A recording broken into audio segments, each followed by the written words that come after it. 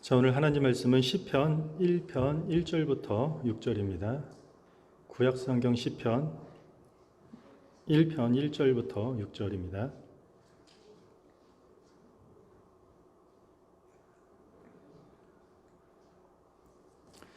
저 여러분들이 한 줄씩 교독하겠습니다.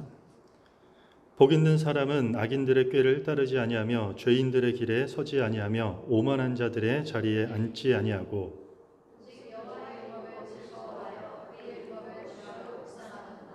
그는 시냇가에 심은 나무가 철을 따라 열매를 맺으며 그 잎사귀가 마르지 아니함 같으니 그가 하는 모든 일이 다 형통하리로다.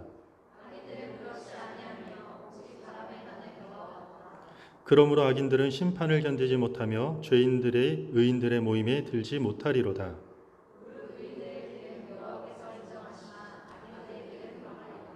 아멘. 자, 오늘 하나님 말씀은 반복의 힘, 반복의 힘이라는 주제로 하나님 말씀을 함께 나누도록 하겠습니다. 우리가 성경을 읽어보면은 성경에서는 축복과 심판, 그러니까 하나님의 축복과 심판이 아주 분명하게 구분되어서 등장하고 있습니다. 그러니까 궁극적으로 모든 인간은 결국 두 가지로 어떤 요약된다라는 뜻인데 그게 악인의 길과 의인의 길로 나눈다라는 것이요. 그러니까 성경은 그 중간이 없어요. 그러니까 의인의 길, 악인의 길로 구분되어진다라는 것이요. 오늘 우리가 읽은 본문 마지막 절 6절을 보면은 무릇 의인들의 길은 여호와께서 인정하시나 악인들의 길은 망하리로다. 의인들의 길은 여호와 하나님께서 인정한다라는 것이요. 히브리 단어 야다라는 단어인데요. 이게 알아준다라는 단어예요. 그런데 이것은 단순히 그냥 알아준다라는 것이 아니라 하나님의 관계 속으로 깊게 끌어옴을 통해서 알게 되는 관계를 이야기하는 것이에요. 반면에 악인들의 길은 뭐라고 얘기하죠? 망하리로다. 멸망을 선언해 버리는 거예요. 그러니까 성경은 악한 의인이라던가 아니면 반대로 의로운 악인이라는 것들은 존재하지 않아요. 그러니까 중간은 없다라는 것이에요. 의인의 길은 하나님께서 인정하시는 축복의 선언과 동시에 악인의 길은 망할 것이라는 심판의 메시지로 명확하게 나누어진다라는 것이에요.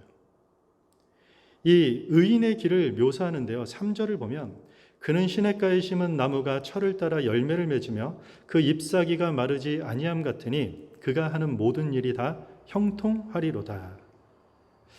하나님께서 의인의 길을 인정해 주신다라는 것이요. 그런데 그 의인의 길을 인정하시는데 그 의인의 길은 마치 물가에 심은 나무와 같다라는 것이요. 그래서 하나님께서 풍성한 삶으로 인도하신다라는 얘기를 하는 것이요.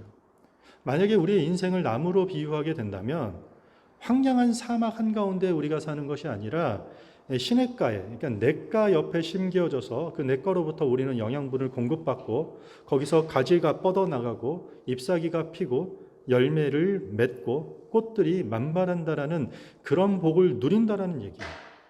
이게 의인의 길이에요.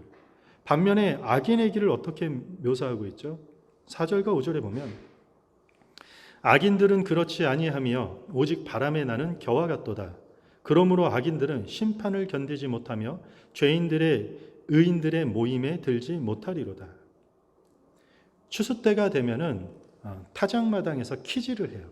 이 키질을 할 때 알곡과 쭉정이를 구분하는 작업을 하는 것이에요. 그런데 겨와 같은 껍질은 키질을 하다 보면 바람에 날아가고 여기에 알곡만 남게 된다는 것이요. 그런데 악인들의 삶이 어떻다고요? 바람에 날아가는 이 겨와 같다라는 것이요. 악인의 길은 멸망이다. 이걸 설명하는 것이요. 잠시 동안 있다가 사라질 어쩜 신기루와 같은 것으로 끝날 것이다 라는 이야기를 하는 것이요. 이렇게 성경은 과감 없이 악인의 길과 의인의 길을 명확하게 구분하고 있어요. 이 중간은 없어요. 그렇다면 여러분들, 이 의인과 악인을 구분하는 기준점이 무엇일까요? 여러분들은 만약에 의인의 길과 악인의 길을 구분한다면 구분하는 기준점이 무엇일까요? 오늘 주일 예배에 나왔으니까 교회에 다니는 사람 의인, 안 다니는 사람 악인, 예수 믿는 사람 의인, 안 믿는 사람 악인, 혹시 이렇게 기준으로 판단하십니까? 오늘 본문에서는 그 의인과 악인을 나누는 그 기준점에 대해서 한마디로 이렇게 정의하고 있습니다. 말씀을 묵상하는 자와 묵상하지 않는 자로 구분하고 있어요. 조금 의외죠. 우리 2절 말씀 우리 함께 큰 소리로 읽겠습니다. 같이 읽겠습니다. 시작.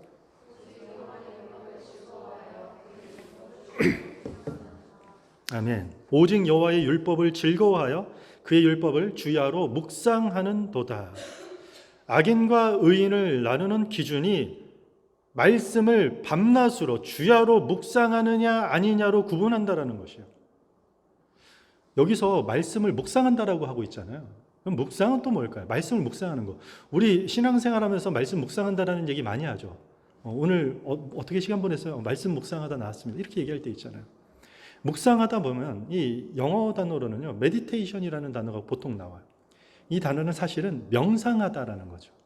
우리는 말씀을 묵상하다라는 것과 명상하다라는 단어랑 혼돈을 하게 되면 말씀을 묵상하는 행위가 마치 조용한 어떤 골방 속에서 잔잔한 음악을 틀어놓고 눈을 감고 하나님 말씀 한번 보고 가만히, 마치 우리 요가하면서 명상하는 비슷한 것과 우리가 혼돈할 수 있다는 것이에요. 여기서 묵상이라는 이 원어 단어는요, 이 어디서 온 단어냐면요, 사자가 먹이를 웅크리고 으르렁거리는 소리에서 온 것이에요. 뭔가 자기 먹잇거리를 갖고 으르렁거리는 소리에서 온 단어예요.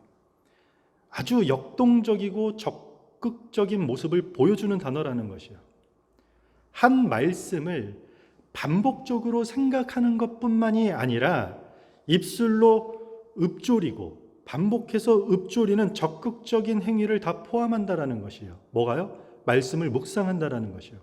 그래서 묵상한다라는 것은 생각으로, 그리고 또 동시에 입술로 말씀을 적극적으로 반복하는 총체적인 행위를 뜻하는 것이에요.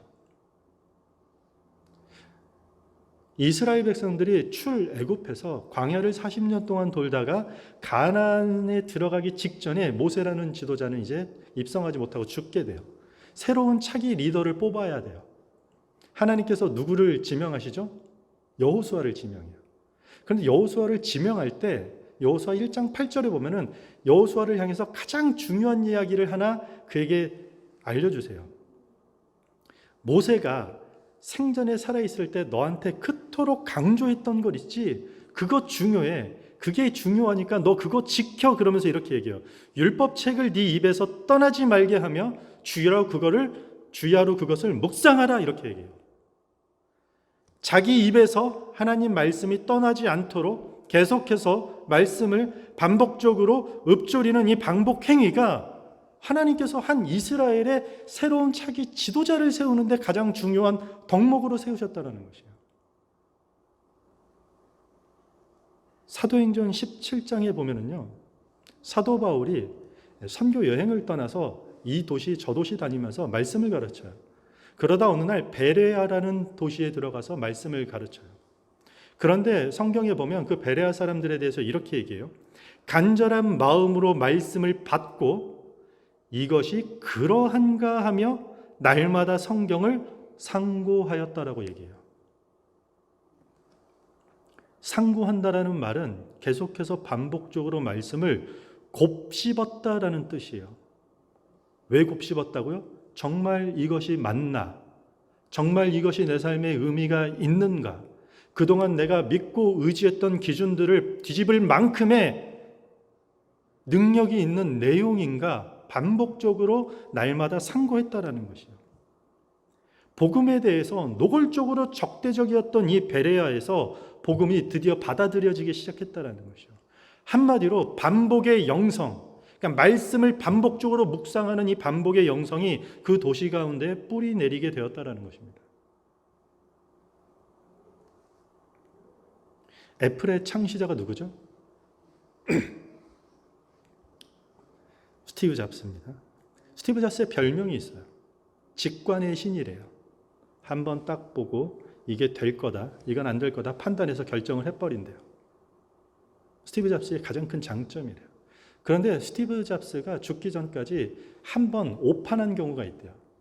뭔가를 투자해서 실리콘밸리에서 세그웨이라는 회사에서 발명품이 나왔는데 거기에 몽창 투자하고 했는데 실패했다라는 거죠. 전문가들이 모여서 머리를 맞대고 이야기를 해요. 아니, 직관이신 잡스가 어쩌다 이런 실수를 했을까? 결론을 이렇게 한 줄로 요약합니다. 스티브 잡스의 실패의 원인은 해당 분야의 경험이 전무했다라는 거죠. 놀랍죠? 직관은 자신이 경험을 쌓은 분야에만 존재한다는 것이요. 그동안 스티브 잡스의 직관력은 어디서 발휘됐냐면 자기가 그동안 쌓아왔던 PC, 이 계열 안에서는 직관이 성공적이었는데 전혀 다른 분야에서는 그것이 통하지 않았다는 것이요. 한마디로 한 분야에서 경험이 반복적으로 계속해서 축적되어야지 거기서 제대로 된 선택도 할 수 있고 제대로 된 결정도 할 수 있다는 것이에요. 그렇다면 그리스도인들은 왜 엉뚱한 선택을 하게 되고 엉뚱한 결정을 하게 돼서 막 넘어져서 주님 힘듭니다. 왜 제게 이런 십자가를 주십니까? 왜 이렇게 어려워하게 되나요? 왜 예수 잘 믿는다라는 그 성도들이 매번 마음이 하루가 멀다 하고 무너지는 일들이 발생하게 될까요? 왜 사람을 섬기는 마음보다는 대접받기 원하는 마음만 가득하게 될까요? 이유가 뭘까요? 많은 이유가 있겠지만 근본적으로는 진리의 말씀이 우리의 내적 안에, 우리의 영적 안에, 내면 안에 조금도 반복적으로 축적되지 않은 상태에서 그냥 그 상황에 따라서, 그날 컨디션에 따라서, 어떨 땐 내 기분에 따라서, 어떨 땐 그냥 남들이 하니까 남들 따라서, 친구 따라서 그렇게 선택하고 결정하기 때문이라는 거죠. 영적 직관력이 완전히 떨어지는 것이에요.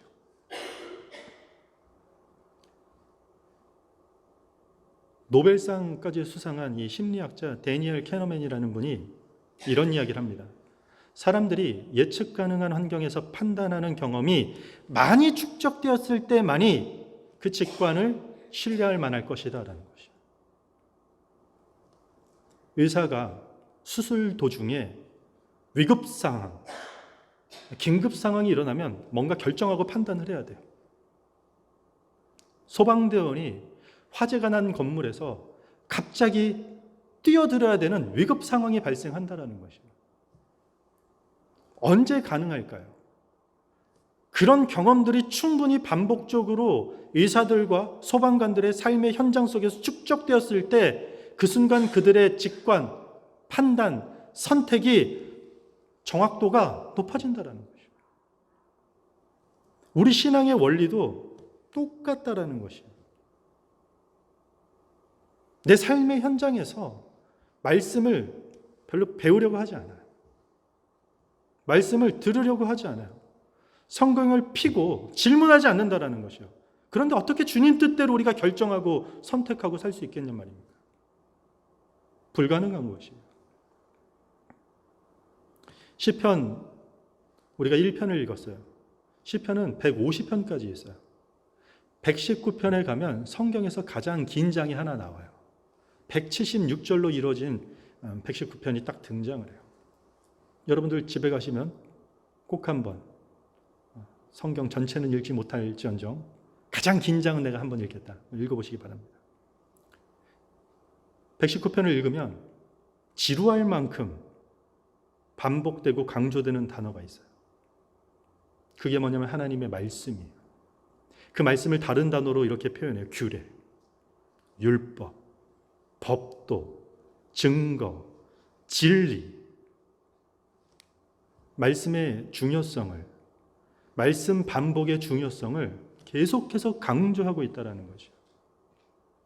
그러니까 오늘 본문에서 이야기하고 있는 것은 하나님이 우리를 의롭게 여기는 그 기준점이 바로 주야로 말씀을 묵상한다는 것이에요. 그 말씀 앞에 그 반복의 힘을 만들어내는 그 반복의 영성을 하나님은 의롭다, 악하다 판단하시는 그 기준점이 된다는 거죠. 반복적으로 말씀을 생각하고 반복적으로 말씀을 읊조리는 그 반복의 영성을 하나님은 기준점으로 삼으신다라고 지금 이야기하고 있는 것이에요. 우리 안에요. 우리의 생각과 우리의 마음과 우리의 삶 구석구석에 진리의 말씀이 조금 더 축적되지 않으면요, 우리는 엉뚱한 것을 따르게 돼 있어요. 그리고 엉뚱한 곳에 가서 서 있게 돼요. 그러다가 있어야 되지 말 곳에 정착하고 머물게 된다라는 것이에요. 오늘 1절이 그걸 이야기하고 있어요. 한번 읽어볼까요? 1절 같이 읽겠습니다. 1절입니다. 시작. 복 있는 사람은 악인들의 꾀를 따르지 아니하며 죄인들의 길에 서지 아니하며 오만한 자들의 자리에 앉지 아니하고. 복 있는 자가 하지 말아야 될 것 세 가지가 악인들의 꾀를 따르지 않는 것이에요. 죄인들의 길에 서지 않는 것이에요. 오만한 자의 자리에 앉지 않는 것이에요. 따르지 않고 서지 않고 앉지 않다라는 것이요. 이거는 의인들이 피해야 될 어떤 하지 말아야 될 것들에 대한 이야기인과 동시에 인간의 성품과 행위가, 그러니까 하나님의 말씀이 우리 삶에 조금 더 축적되지 않아서 무엇을 우리가 선택하고 판단하고 뭔가를 해야 될 때 말씀이 없는 그냥 빈 상태에서는 자연스럽게 악인의 꾀에 따르게 되고 동의하게 된다는 것이죠. 말도 안 되는 이야기에 동의하게 된다는 거죠. 맞아, 그럴 수 있지. 말씀과 대치되는지도 모르는 것이요. 그리고 어떻게 한다고요? 죄인의 길에 서게 되는 것이요. 이동하는 것이요. 잘못된 것으로. 계속 끌려가게 되고 거기 서 있는 것이요. 그게 반복되면 어떻게 되겠어요? 오만한 자의 자리에 앉게 되는 것이요. 거기에 그냥 스테이하고 정착하는 것이에요. 말씀이 우리 삶 가운데 조금 더 축적되지 않은 상태는 영적 직관력이 완전히 떨어진 상태라는 것이에요. 우리는 하루에 아침에 눈 뜨고 밤에 눈 감기 전까지 수많은 크고 작은 일들을 선택하고 결정하고 살아요. 그리고 때로는 상당히 중요한 일도 우리는 결정해야 돼요. 여러분들은 어떻게 결정하시나요? 여러분들은 과연 영적 직관력이 있어서 제대로 된 판단을 하십니까? 우리는 그 판단이 무엇이냐에 관심만 가지고 있지, 그 판단을 하기까지 가장 중요한 우리의 내면에 하나님의 말씀으로 가득 채워지는 이 반복의 힘을 너무나도 소홀히 생각한다는 것이에요. 너무 단조로우니까, 이건 좀 지루하니까, 별로 임팩트가 없어요. 익사이팅하지 않아요. 신비한 일도 없는 것 같아요. 지루해요.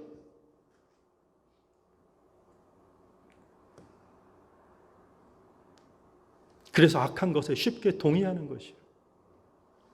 죄인의 길로 쉽게 이동하는 삶을 살아요. 결국 오만한 자들이 앉는 그 자리에 정착하게 되는 것이에요. 그래서 오늘 본문은 이 말씀을 향한 이 반복의 힘이 그토록 중요함을 강조하고 있는 것이에요.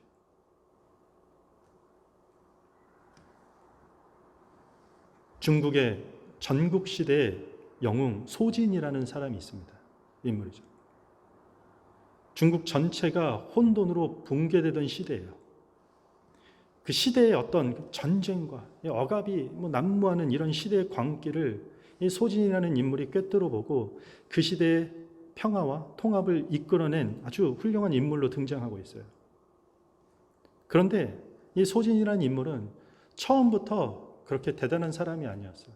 그냥 이상주의자였어요. 그가 하는 말은 현실과 맞지 않고 그의 판단과 그의 조언들은 엉망진창이었어요. 아무도 그의 조언을 듣지 않았어요. 그러던 그가 어느 날 집에 콕 박히기 시작해요. 집으로 들어가요. 그리고 책을 읽기 시작해요. 그동안에 중국에 있는 모든 역사 서적을 다 놓고 읽기 시작해요. 무려 7년 동안 그 책을 반복해서 읽고 역사 속에서 우리는 무엇을 실수했고 무엇이 부족해서 실패를 했고 그래서 어떤 것을 잘했을 때 우리는 평화를 이뤘는지를 반복적으로 역사책을 읽었다라는 것이에요. 7년 동안 그렇게 역사책을 반복적으로 읽었던 소진이 그리고 나와요. 그리고 이 300년 전쟁 시간이라는 곳에 20년 이상을 이 소진이라는 한 사람의 직관력과 판단력으로 평화를 이끌어내는 삶을 살게 되었다라는 거죠. 7년이라는 시간이 축적되었을 때, 이것들이 반복적으로 쌓였을 때 그의 판단력과 직관력이 한 시대를 꿰뚫어보고 평안을 가져오는 결과를 낳았다라는 것이에요. 여러분들은 지금까지 살아오시면서 반복적으로 축적하고 있는 것들이 무엇입니까? 내가 반복적으로 하는 말들이 여러분들 어떤 것입니까? 반복적으로 듣고 동의하는 게 무엇입니까? 반복적으로 따라가는 곳들은 주로 어디입니까? 그리고 여러분들이 반복적으로 정착하려는 그것들은 도대체 무엇입니까? 어떤 결정과 어떤 선택이 그것을 하는 결정적인 원인이 결국 돈이라면 우리는 반복적으로 돈을 묵상했던 것이에요. 이것도 싫고 저것도 싫고 뭘 해도 만족이 없는 사람들은 반복적으로 불평과 불만을 묵상했다라는 것입니다. 우리의 결정과 선택이 정말 의로워지기 원하십니까? 하나님이 보시기에 야, 너 정말 의롭다. 내가 생명의 면류관을 너에게 줄 것이다. 하나님이 우리의 선택이 의롭고 복 있는 사람이라고 말할 만큼 우리를 복된 길로 이끄시기 원한다면 말씀을 묵상하시기 바랍니다. 말씀을 향한 그 반복의 영성이 여러분들 가운데 굳게 세워지길 바랍니다. 물론 요즘 시대가 어떻습니까? 새로운 것을 계속해서 누리는 것도 부족한 현대인들에게 같은 것을, 그리고 피면 때로는 이해 못할 딱딱한 이런 것들을 반복한다라는 것은 어려운 말이에요. 따분할 것이에요. 괜히 타성에 젖게 만드는 것 같은 느낌이 들 때도 있다라는 것이요. 마치 다람쥐가 쳇바퀴를 도는 듯한 아무 의미 없는 연속인 것처럼 그 시간이 느껴질 때도 반드시 있다라는 것이요. 왜냐하면 우리는 아직 의로운 것에 익숙하지 않기 때문이에요. 이 말씀이 따분하고 이 말씀이 딱딱하고 아무런 능력이 없고 지루해서가 아니라 이 의로운 말씀에 우리가 아직 익숙하지 못하기 때문이에요. 말씀은 우리의 본성과 익숙한 습관을 거스르는 새롭고 생소한 삶의 방식으로 우리를 반드시 인도할 것입니다. 처음부터 말씀에 익숙했던 사람이 어디 있겠습니까?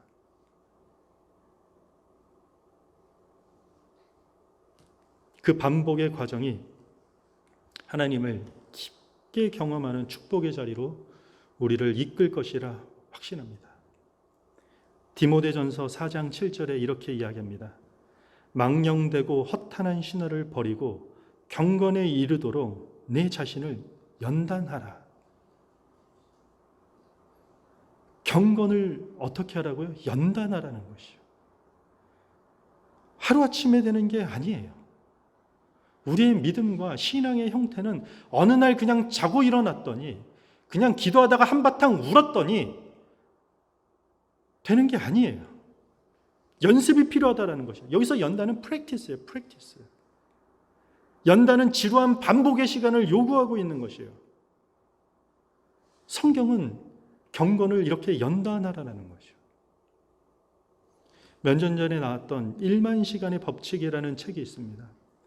저자가 제목에서 알 수 있듯이 1만 시간의 법칙을 이야기하는데 핵심이 이것이에요. 우리가 하루에 3시간씩 10년 동안 한 분야에 반복적으로 연습을 하면 그 분야에 천재가 된다. 뛰어난 인물이 거기서 나올 것이다라는 거죠. 물론 10,000시간이 가능하다, 가능하지 않다, 이런 논쟁은 우리는 뒤로 하고 반복이 가지고 있는 힘이 강력하다라는 것에 대해서는 모두가 동의하고 있다는 것이죠. 여기 나오신 여러분들 중에 누가 악인의 길을 가길 원합니까? 바람에 날아가는 이 겨와 같이 허무한, 그러다 어느 날 쓸쓸하게 망하고 사라지는 악인의 길을 가려는 자가 여기 어디 있겠습니까? 아마도 우리는 시냇가에 심겨진 풍요로운 삶을 누리는 의인의 길을 모두가 동일하게 원할 것입니다. 그렇다면 말씀을 향한 반복의 영성을 삶에 구축해야 되는 것입니다. 불교에서 말하는 탑도리를 하라는 것도 아니고 어떤 고행과 어떤 공로를 쌓아야지, 자살 테러를 해야지 천국에 간다라고 성경은 말하고 있지 않아요. 하나님 말씀을, 그 단조로운 말씀을 반복적으로 묵상할 때 하나님께서는 이스라엘의 지도자로 세우시고 그리스도인들을 각자의 삶의 영역에 훌륭한 리더로 세우신다는 것이요. 그리고 그런 자를 의롭다 여기시는 것이요. 그리고 그 삶에 하나님이 함께 하시는 것이요. 이 평범하고 단조로운 제안에 어떻게 보면 제가 오늘 굳이 이 말씀을 꺼내서 설명하지 않아도 많이 들으셨고 돌아서서도 생각할 수 있는 이 여러분들 말씀에 집중하세요. 하나님 말씀을 붙드십시오. 라는 이 단조로운 제안에 여러분들 적극적으로 반응하길 바랍니다. 바위를 쪼개는 방법이 과거에 이렇게 한대요. 큰 바위에 선을 긋고 구멍을 조금 뚫어놓고 나무를 집었는데요. 그리고 물을 주면 그 물이 나무가 물이 불어가지고 이렇게 두꺼워졌다가 또 마르면 다시 물을 주기를 반복하면 말랐다 불었다 말랐다 불었다 하다가 그 큰 바위가 몇 번의 반복에 의해서 쪼개진다는 거죠. 반복의 힘이에요. 한 절 한 절 한 구절 한 구절 매일매일 반복해서 말씀을 묵상할 때 우리 삶을 가로막고 있고 있는 그 어떤 바위들도 쪼갤 수 있다는 것이죠. 기도 한 방에 가지고 해결되는 일이 어디 있겠습니까? 어떤 문제 앞에 말씀으로 한마디 선포한다고 되는 일이 어디 있겠습니까? 하나님은 그렇게 허용하시지도 않아요. 그렇게 세상을 그런 질서로 만들지도 않았다는 것이죠. 시편은요 150편으로 이루어졌어요. 이 위대한 시편의 포문을 여는 시작이 시편 1편이잖아요. 우리가 읽었던 이 포문을 여는 이 본문에서 말씀에 대한 반복이라는 단조로운 과정이 우리를 의롭게 할 것이고 우리를 복 있는 자로 만들게 한다는 것입니다. 어떤 말씀에 대해서 여러분들 분명히 그럴 게 있을 것이에요. 이미 깨닫고 이해했고 따라서 이미 알고 있다고 생각하는 그것들에 대해서 다시 고민해 보라라는 것이에요. 이게 말씀을 묵상하는 자의 바른 태도인 것이에요. 저 같은 목사들이 가장 주요 타겟이 되지 않겠습니까? 다 읽어봤고 다 연구했으니까 뭐 이거 다 설교하면서 다뤘던 본문이 패스. 이러다 넘어진다는 것이죠. 다시 그 말씀이 새로워져야 되고 정말 과연 그 말씀이 맞는 것인가?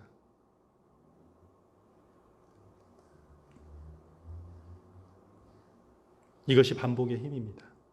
이것이 반복의 영성입니다. 말씀을 마무리하겠습니다. 반복적인 말씀의 경험이 우리 삶에 축적되길 바랍니다. 차곡차곡 쌓여서 훗날 돌아보니 그 소리만 요란한 빈 수레가 아니라 진리의 말씀으로 내 생각과 내 감정과 내 삶의 온통 구석구석이 말씀으로 가득 채워져서 모든 선택, 모든 결정을 할 때 영적 직관력. 어떻게 그런 선택을 하셨습니까?